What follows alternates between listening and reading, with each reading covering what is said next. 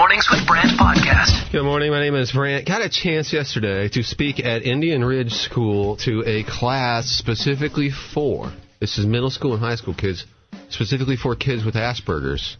So this is a high-functioning form of autism, was what they call it. These kids are my people. I mean, you guys, I would love for you to observe this sometime, Pablo and Katie Rose. You would be so freaked out. I do observe it every day. I know, but it's just like to see junior versions of it. Oh, right.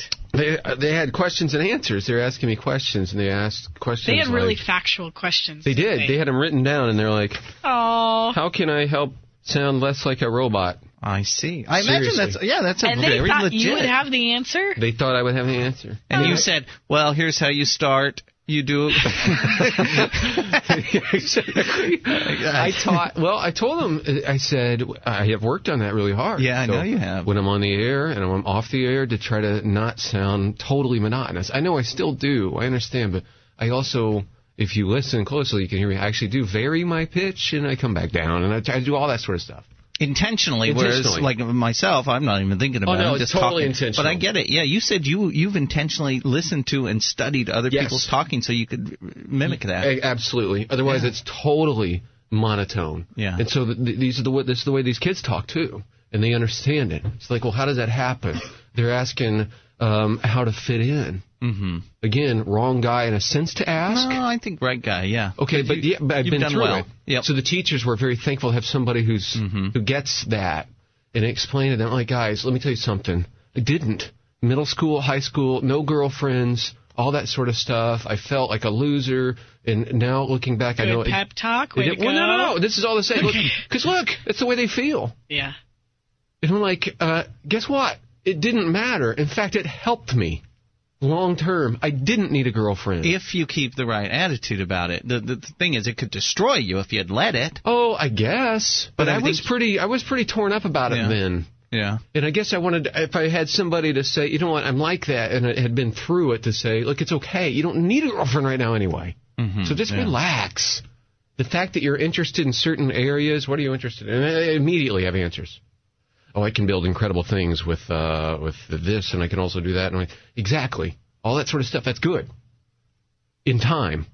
Right now, people look at you and they're like, you don't fit in. Well, the reason you can kind of look at the culture out in the hallways and kind of laugh at it because it seems strange, it is strange. It is strange. Did you wear the shirt I got you for Christmas? I should have. About the social skills, I totally should have. I also taught him how to stand cool.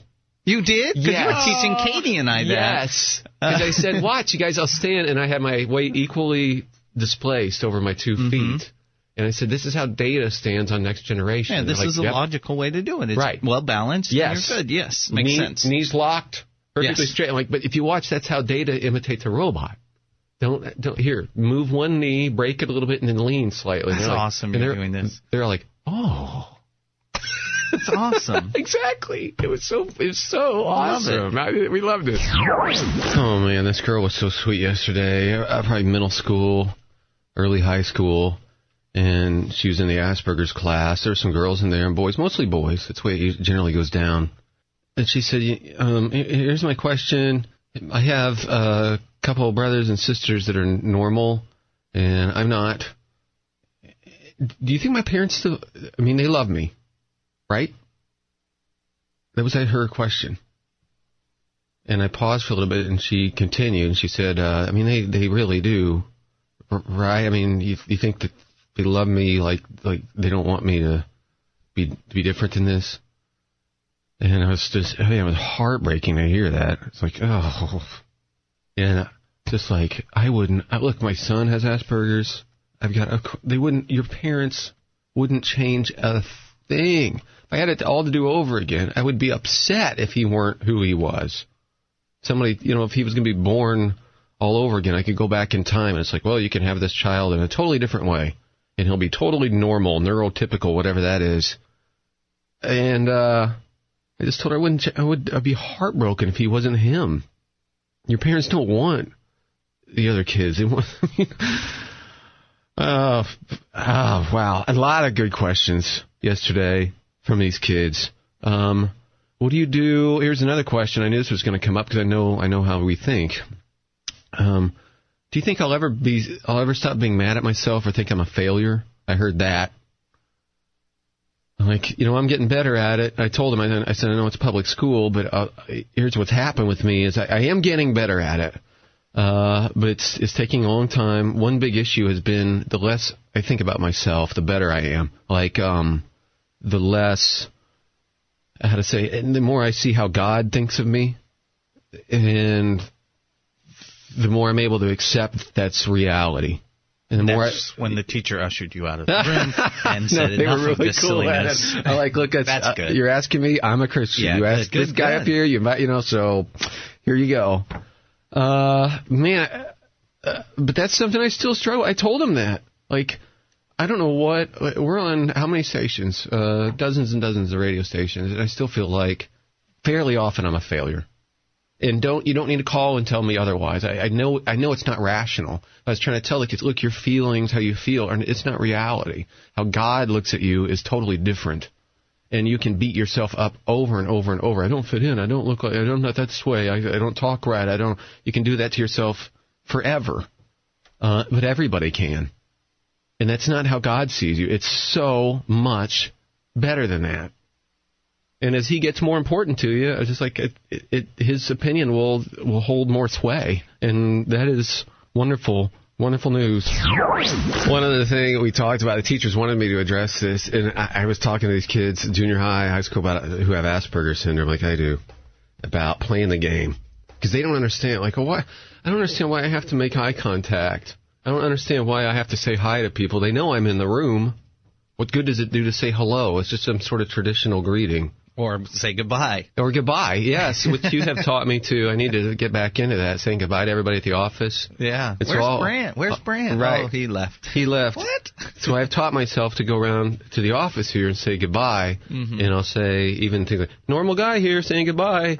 Saying goodbye just like a normal person. They're like, hey, goodbye, normal guy. So we play that out. That's true. We play it out. I was trying to teach, but they were like, why? I'm like, you have to smile. On occasion, I have to make eye contact, smile, ask nice questions, have a list in your head of things you can ask.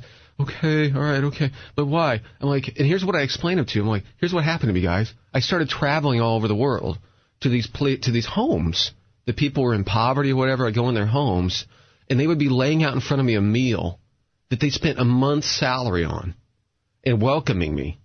And if I don't make eye contact and smile, they think I hate them.